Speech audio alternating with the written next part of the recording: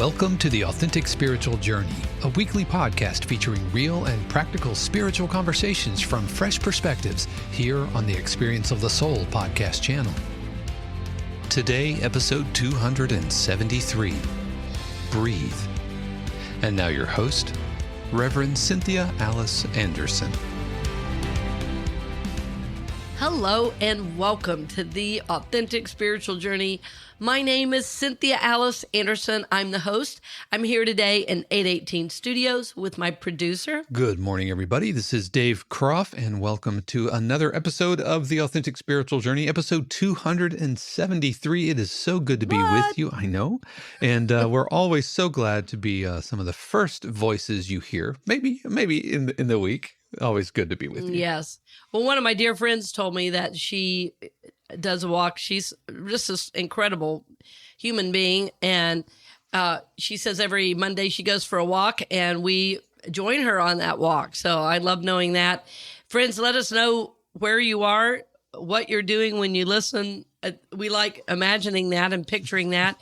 We've been having a really good time doing shout outs to different areas. Recently, I had fun doing a shout out to my home state, and then at our big recording, at our live recording, which will actually air in a couple of weeks, we did a shout out to Central Florida because so many of our listeners, our base started here. And friends, as you've listened around the world, it's really inspired us to keep it up, and your financial support as well. We had an unexpected gift come in the last couple weeks, and that's going to pay the rent this month, friends. So thank you so much, and we appreciate that very, very much. And Dave, who are we shouting out to this morning? We are giving a shout out to everybody listening to us in Brownfield, Maine. Brownfield, Maine. That is so cool. It's so beautiful up there. I'm happy to know somebody is in that area. I was going to say the beautiful Maine woods, but that beautiful area up there, and really enjoying living a spiritual life and doing their best to make the world a better place, right? So thank you, dear friend, for listening from Brownfield, Maine. We send you our love, our blessings, and our gratitude. And also, if there's something you want to hear a little bit more about, or we can go a little bit deeper on a topic, please feel free to reach out. Luckily, over the years, as I've done this work, we haven't really received negative feedback. I mean, like ever. And we've just really received a lot of positive, and occasionally like, I could hear more about this, or what do you think about this topic? And that helps us too. So feel free to do that. And thank you for listening. And Dave, what is our topic today? It's really simple. One word. Breathe. Breathe. Yes. Well, I don't know if y'all noticed, our longtime listeners might say, she's in a lower gear this morning. I was even, my welcome to the Authentic Spiritual Journey, I noticed was even slower because I had done some deep breaths before jumping on the air, and I'm wearing my favorite t-shirt that feels like it's really soft, and no makeup. Oh, this is a great day already. To breathe, it's breathe. It's authentic. I mean, it is called the Authentic Spiritual Journey. Yes, not the perfect made-up journey, right? Because that doesn't exist. No. Well, it was really funny. Years ago, right after college, I had done a little time in music retail because I was like between degrees. I wasn't sure what my next steps were. And for work, I used to dress up every day. And one time I walked into the store on a day off, and people did not recognize me because I was not dressed up, which I thought was so funny. It's like seeing at home I'm in like jeans and a t-shirt. It's like seeing your teachers from elementary school in the grocery store. In the grocery store. It's like out in the wild. Yes, it was really funny. They were like, "What? Who? Wait." I gotta be on my best behavior. Seeing Principal Adams in the grocery. Yeah, well, and it's interesting because I think all of us have some type of work self and home self. And of course, I try to be as consistent and real and authentic as possible. But, certain places do call for a certain dress. And But interestingly, 90% of my time at home, I am in jeans and a t-shirt and a ball cap, sometimes even shorts and cowboy boots, so I'm not sure if I were being filmed, people would know who that was. They would say, who's that redneck? Probably. And it would be me. It would be me. Or occasionally if it's raining, I'll put on my muck boots from the barn if I have on shorts and go outside and, people say, where's the flood? But today is it's interesting we're talking about this because today is really about, well, the title, as you said, Dave, is Breathe. And for me, this topic is about making space for God. Right? Breathe is about making space for God. And it means I don't have to try to be anything. It means I breathe into the moment. I breathe into whatever's next for me. I breathe into this time, this place, and make a little space for God. And this has been a learning over many, many years of effort, of healing. And it's like, sometimes I call it my secret weapon. Like, to breathe is my secret weapon because I can be in my emotions. I can be really attached to something. I can be frustrated. And if I can breathe 3 deep breaths, sometimes it doesn't even take 5, 3 deep breaths, I am in a completely different state of mind. And many, many years ago, so this was probably, let's say, I probably would have been maybe early 30s, so about 20 years ago. And I had seen this therapist. She was recommended to me. I had moved to Kansas City, and when you're starting ministerial school, it's different than the program is now. You used to have to give up your entire life and move to Unity Village to be ordained in my faith, which is Unity. And so because of that, there's often a culture shock. There's a finding jobs, it's a lot to process. And I went into this therapist and I was checking in. She was asking me questions and everything. And after about 30 minutes, she said, it's okay to breathe. And I said, what? And she said, you haven't really breathed the whole time you've been here. She said, I know you have a lot going on. I know it seems like you have to do everything at one time. You've moved your whole life and all this. She said, just let yourself breathe and see what happens. And I thought that was the craziest idea I'd ever heard. I said, well, what? I've been breathing. And I took one deep breath and started crying. The tears, and it wasn't like, oh, it was just like, oh. And she said, the breath is the way through. And I thought, wow, the breath is the way through. And so even now, as you're listening, you can hear the energy shift as I breathe on this end. I know you can. That deep breath took me to 2 or 3 more deep breaths. And you know what? I didn't have to keep talking about everything that was going on. I didn't have to control the next steps. I could simply be present to my emotions and then let them pass through me. It was a miracle given what I had been feeling moments before. And if you grew up in a home where, there was addiction or dysfunction, you never knew when the other shoe was going to drop. It felt like you were walking on eggshells. You learn to do the kind of breathing that's fear breathing. And that's what I learned. Fear breathing is the kind of breathing that sends adrenaline coursing through your body, whether you need it or not. It's like the best example I know is, when you're driving and somebody pulls out and you catch it and you go, like that. And you kind of breathe like that. You almost even put your hand over your chest and the other hand is, you're either on the wheel or blocking the person. But it's that type of breathing from the upper chest and throat. It's scary, That's how you breathe. That fear breathing. And what I've discovered because after that therapist, years later, when I moved to Phoenix, I had a mentor I was working with. I've mentioned her on the show before, Mary Delaney. And she said, she taught me that type of breathing that we do when we grow up in dysfunction, we don't know when the other shoe's going to drop, that every time we take a short breath like that, we send adrenaline coursing through the body for the next 20 minutes. And so she said, it's like we're preparing for a saber-toothed tiger, like to come around the corner. Like that's the level of adrenaline that gets pumped through the body when we breathe like that kind of fear breathing. And so she taught me an exercise to move the breath further down into the body, so that I wasn't breathing in fear, but I could breathe like a little baby. Like, Dave, I know you've got little nieces and nephews, right? And I've seen them run around your house. Yeah, right? yeah, nephews, yeah. Yeah, or nephews, yeah.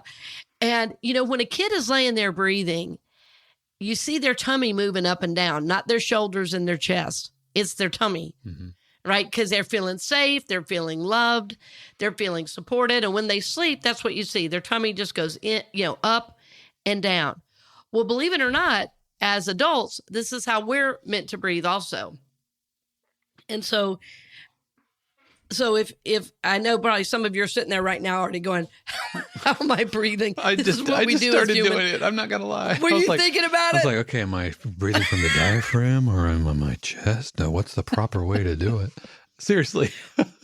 Yeah. Well, interestingly, recently at Unity North Tampa, we were having a little bit of discussion about the breath because we did a special Hawaii day. It was what started as kind of a fun luau theme became serious when the fires, at Lahaina, spun up. And I took the idea really deeply of the spirituality of that part of our country and, that part of the world and that indigenous culture, how it connects with earth, with God, with spirit, with all that is. And so I called my dear friend, Faith Rivera, who's going to be on the show before the end of the year. I'm really excited to have her on. And we were talking about the deeper meaning of aloha. But what I discovered, so in Hawaii, there's this statement that people will say about white people. Oh, yeah, that old Hallie, And it was a friend of mine who I heard say that years ago. Oh, that Hallie. I go, what's a Hallie? I said, I'm going to play dumb right now. What's a Hallie? And they go, a white person. And I started laughing. I go, well, it sounds derogatory. And they go, well, yeah, it is. It kind of is. And I said, well, what does it mean? And she said, well, it really literally means without breath. Yeah. And so I started thinking about what does that mean, like spiritually? What does that mean emotionally to be without breath? And it's like everything, tourists come in, they want everything on their time schedule. They don't want to be on island time. They want white people time on the island. And the islanders are like, it could start at 3:30, it might be 5, but it was about really creating space among the activity, and space among the activity. And for me, that is the breath. So a Hallie is without breath. It's like without spaciousness, without God. In other words, you need to do what I want right now. And I started thinking about the names for God. Listen to this, Dave. This blew my mind. Elohim, Jehovah, Yahweh. That breath is in all of the names of God that I could think of. And interestingly, in Hawaiian, I was studying some of the words, and that breath, that is in almost every word I could think of. Like the first letter of aloha that this leader many years ago in the early 70s said the A of aloha meant akahai. There it is. Then the L is lokahai. Nearly every word has that breath, And so it just reminded me like, okay, the breath is sacred. And it's interesting because in our basic culture, we don't have an honoring and a respect for that. But anybody who's done any deeper work around the human psyche, around the spirit or soul, has said, breath is a courier of consciousness. It is the breath of life, the breath of God, that literally keeps us alive. It is the breath that connects us with all that is. And, in our Bible, in our Christian scriptures, it said God breathed into man's nostrils the breath of life. It's like this. And I was talking to a friend, his name's Kirk, and he works with horses, and he's really amazing. He actually goes to Unity North Tampa, and we've had a wonderful connection because of, his connection with horses, and he's just a cool cowboy, frankly. And I learn a lot from him too. And he said to me, he was at a workshop one time as a veteran. He's part of a veterans group, and they brought in a Buddhist monk to work with the veterans. And that the monk said, "What is the most important thing in life?" He said, people said family and different things.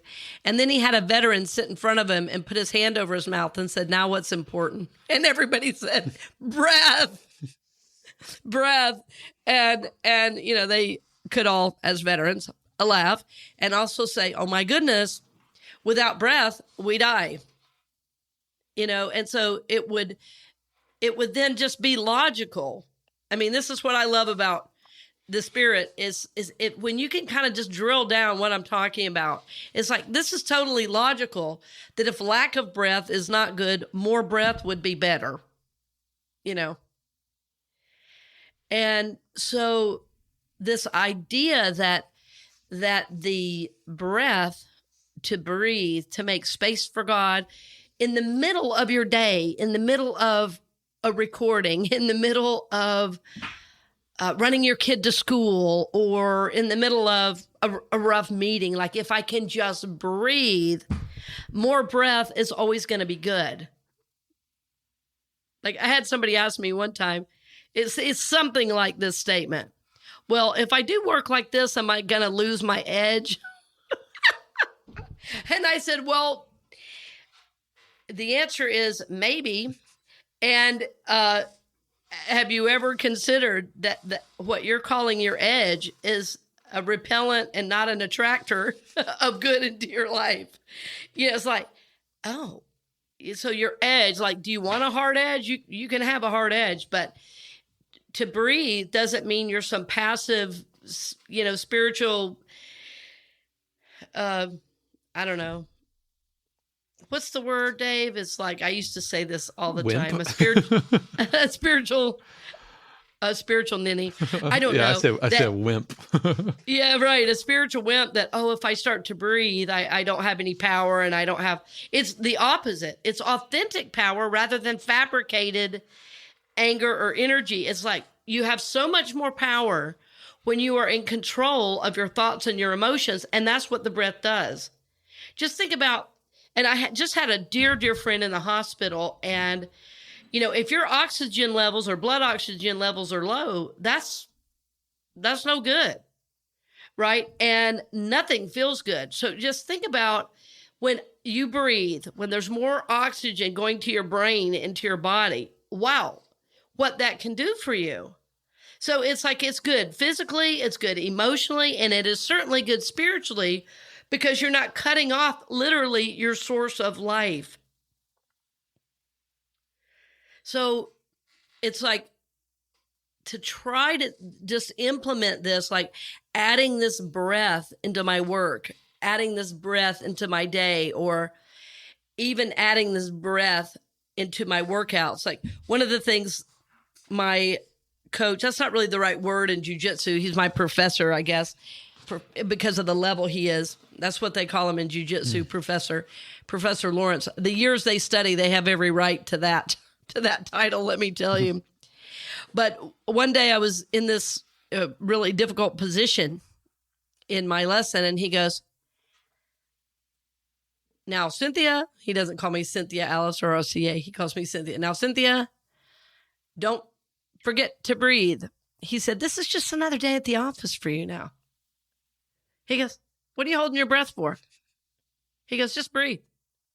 He goes, you don't need your breath to be stronger. As a matter of fact, the more relaxed you are, breathing normally, the stronger you are.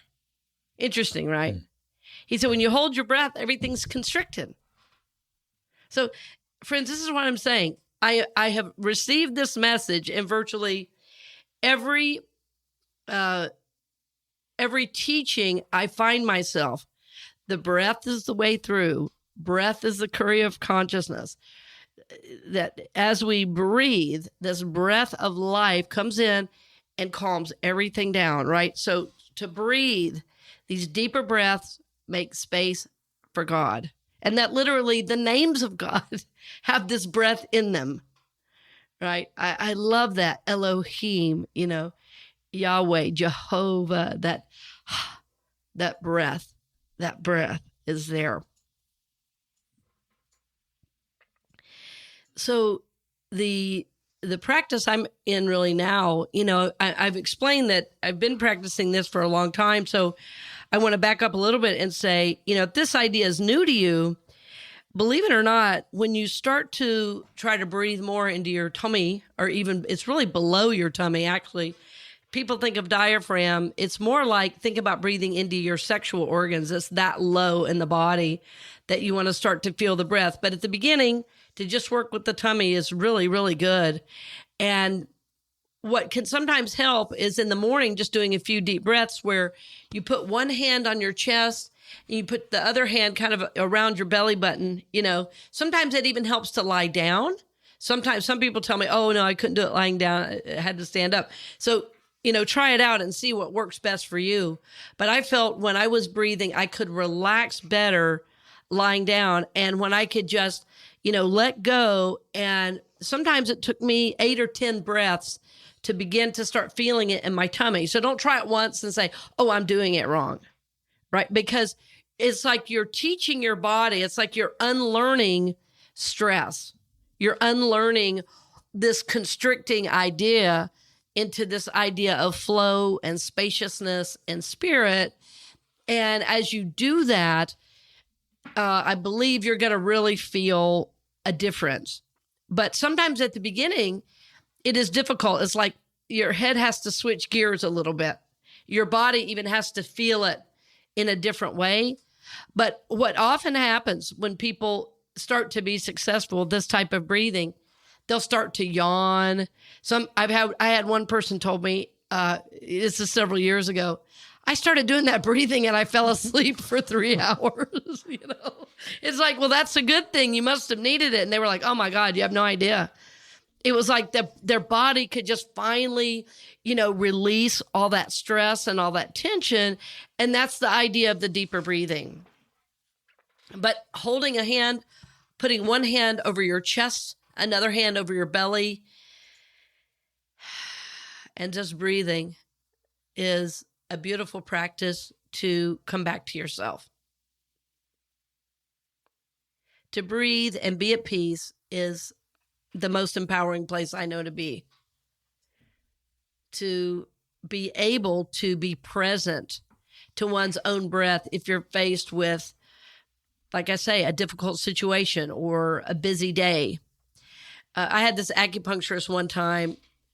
Many of you know I love chiropractic, acupuncture, and massage. All those, what some people call alternative therapies, are my regular therapies. This is how I've kept my health in line for years. But what one of my acupuncturists would say is, as you learn to breathe, that you stay quiet on the inside. You can be busy on the outside, but you're quiet on the inside. And this is what this deeper breathing does for you. You can have a lot of activity. So it's not like you're sitting around trying to be some monk or chanting the Om, or you have to go to yoga class 3 times a day. This is a simple breathing practice you can do wherever you are.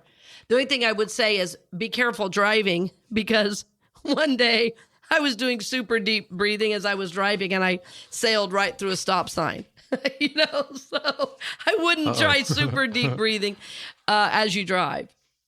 It was like, I was like, really, I'm talking really deep, Dave, like 15 seconds in, 15 seconds. I mean, this is like a long breath. And all of a sudden I was like, and that was a stop sign. I went somewhere. I was not on this plane. Right. I was not here.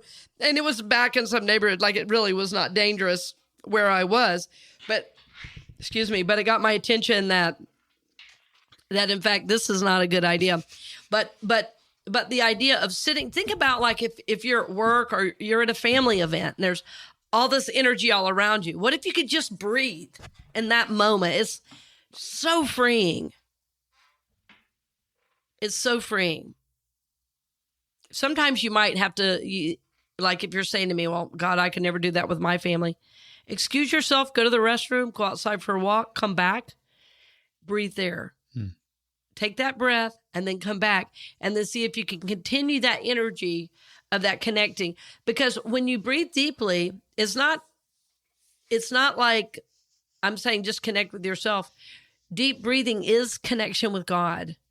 It is. You know, we're told in the Bible that Jesus went up on a mountain to pray and meditate. What is meditating? It's breathing deeply, it's connecting, it's listening.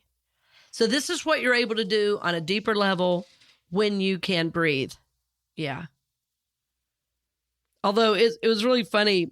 I can't remember if I've shared this on the show or not. I probably have years ago, but a few years ago, I went to the doctor and I was at that time really working this super deep breathing practice every morning. And you know how at the doctor, when they're doing all your vitals and everything, and then the nurse does now, and then the doctor comes in and says, take a deep breath. Like, take a deep breath. I'm like still taking it in. And he goes, okay, breathe out. I was still breathing in. I just went into this breathing practice where it was like, I kept breathing in and he was like, where is the breath out? Okay. So yeah, you may have to adjust that, but breathing into the moment is very, very freeing. And what I started to say earlier is that if you're new to this at first, it may be a little difficult, and I just want you to stay with it if it's new to you. And if you've done it before and are coming back to it, just remember to be patient with yourself, because really you're teaching the mind and the body to relax. You're reminding your mind and body that this is a way you connect with spirit. And, my practice now is to, start the day every morning with some type of deep breathing. I don't always do 100 breaths in the morning anymore. That's what I was doing for a long time. Sometimes I'll do 10 deep breaths or 50 deep breaths. It just depends on what I need at the moment and what my day is going to have. If it's going to be a busy day or a hard day, that's the longer I breathe, is based on what I'm going to be faced with that day. It sounds funny and maybe opposite of what you might think, but this is how this works for me. If I'm going to have a busy day now, it's more breathing, not less. And that is established, with the first cup of coffee of the morning. I'm not going to go into the day if I am not on board, that if I have not set my intention, done my gratitudes, thought about what's mine to do today, and done that breath, because I am not as good of a person. I'm not as good of a mom. I'm not as happy. I'm not as at peace if I don't breathe. It's so simple. It's so simple. Like recently I was really tired and I was kind of snippy with my son, and he looked at me and goes, "Are you okay?" This is not like you, Mama. And I was like, I'm sorry, sweetie. I'm super, super tired. So I said, if you could just help me out a little bit there, please do your jobs without me having to ask. Mama is tired. And I said, and I'm going to go do a little meditation. He was like, good idea. I do not like this version of Mama, So think about that, friends. And in the show notes, it's interesting. I was thinking this morning, right before we got online, about some of the songs about the breath that have really helped me. And one is a Ricky Byers Beckwith song. I guess she's just going by Ricky Byers now. It's called The Breath of God. And the words are, the breath of God is breathing me, and resting in the breath of God, I know that all is well. Yeah, it's great, great tune. The breath of God is breathing me. So, and I believe the song is called Breath of God. The other one is an old worship song called "This Is the Air I Breathe." This is the air I breathe. And some of the words are, this is the air I breathe, your holy presence living in me. This is my daily bread. This is my daily bread. Yeah, this is the idea. So, and the deeper aspect of this kind of breathing, I want to end with this, and this is the deepest thing I'll say today, so please don't miss it. There is a kind of surrendering of the ego to the divine with a deep breath. And this is probably why it works so well. So the deeper work and the deeper realization is that when you begin to breathe deeply on a regular basis, you're going to begin to experience mentally, physically, emotionally, spiritually, that there is this kind of surrender that happens when you do these deep breaths.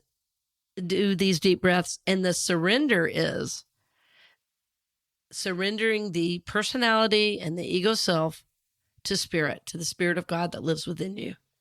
And this is the beauty, this is the joy of it, this is the peace that you start to experience. And you're going to say, I want to do this every day. I want to have this feeling every day. Nobody's going to have to tell you, go do deep breaths. When you start experiencing it, you're going to begin to see the benefits and also see how it helps you grow spiritually, because it's moving you out of the personality and into the soul, moving you out of the ego, and into the Spirit of God that lives within you. And this is by far the most important reason. It's important, though, to know that it is a process. It's important to have faith in yourself and patience with yourself as you do it. If you make a mistake or if you can't do it at the beginning, say, I'll get it tomorrow and try again. Because you are teaching your body, as you do this, you're teaching your body that stress is not a necessary evil, that stress can be released, and that, in fact, you don't have to live with all this tension and anxiety and worry. You don't have to live with that. You can live with peace. And even if you're doing a lot of activity, even if you're in charge of multi-million-dollar projects or, running a household, you have the right to be at peace and feel this connection through the breath. So my message today, friends, and one word is breathe. Don't forget to breathe. And my recommended dosage every day is 50 deep breaths a day. This is my encouragement to you. So my hope is you're going to try this out. Let us know how it works. And again, in Brownfield, Maine, we bless you. We thank you for your presence and that you're listening to the show. So we want to affirm for each of you that you are connected to God, that you are a soul that is here to grow, prosper, and evolve. We believe, friends, that you can connect with God whenever you need and want to, and that ultimately you're always connected. So our goal in this show is that we support your spiritual journey, the spiritual journey of the evolving soul. So we thank you for listening. As always, dear friend, blessings on the journey. We hope you've enjoyed this episode of The Authentic Spiritual Journey here on the Experience of the Soul podcast channel. This channel is made possible because of listeners just like you. If you would like to support the channel with your tax-deductible contribution on an ongoing basis or through a one-time gift, head over to experienceofthesoul.com/support. The Authentic Spiritual Journey is copyright 2023, Cynthia Alice Anderson, all rights reserved. Our theme music is composed by Dave Croft and used with permission from RR Hot Publishing. The Experience of the Soul podcast channel is a production of 818 Studios.